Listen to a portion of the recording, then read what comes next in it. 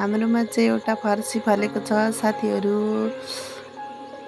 अब यसलाई राख्ने हो पछि जाडोमा खानको लागि। हाम्रो एउटा बिरालो पनि छिन् यहाँनिर प्यारी प्यारी।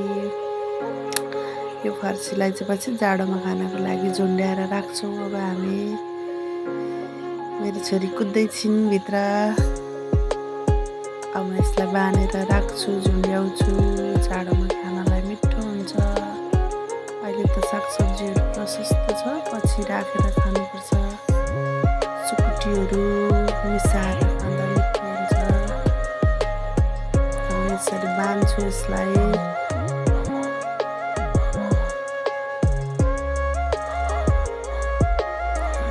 बिरालोले दिक्क लगाइरहेछ, फेरि डोरी हल्लिएकोले उसलाई के नै भनेर कुदिरहेछ यता र उता बिरालो डोरीसँग। यसरी बाँध्छु मजाले।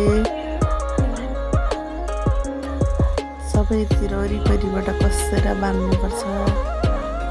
भुइँमा राख्यो भने चाहिँ यो धेरै कुहिएर छिटो कुहिने सम्भावना हुन्छ। यसलाई बाँधेर मात्रै झुन्ड्याएर राख्दा चाहिँ कुहुँदैन। अब यसलाई लगेर पछाडि लगेर झुन्ड्याइदिन्छु।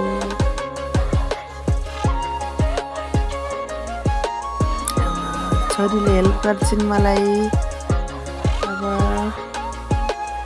मेरो छोरी फर्सी बोकेर जाँदैछिन्। यी चाहिँ मेरी छोरी हुन्, मलाई हेल्प गर्दैछिन्। अब यसलाई माथि कसेर बाँधिदिन्छु।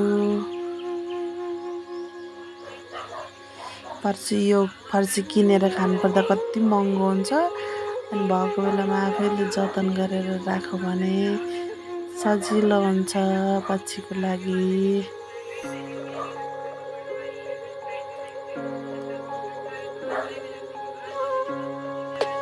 यस्तरी बाँधेर राखिदिनुपर्छ मजाले माथि।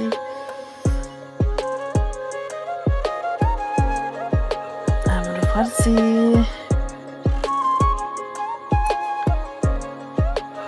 एउटा राख्यो। अब अरू पनि बारीमा पाक्दैछन्, तिनीहरूलाई पनि राख्छु।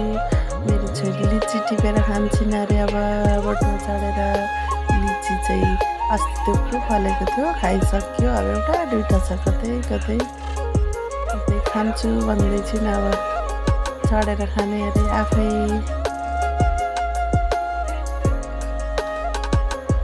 लिची भेट्यो त अस्ति। बाँदरको जस्तै गरेर चढिन् मेरी छोरी लिचीको बोटमा। अब लिची खोजिन्, लिची चाहिँ छैन, एउटा दुइटा छ कतै कतै। फर्सी झुन्ड्यो। छोरीले लिची भेटिन्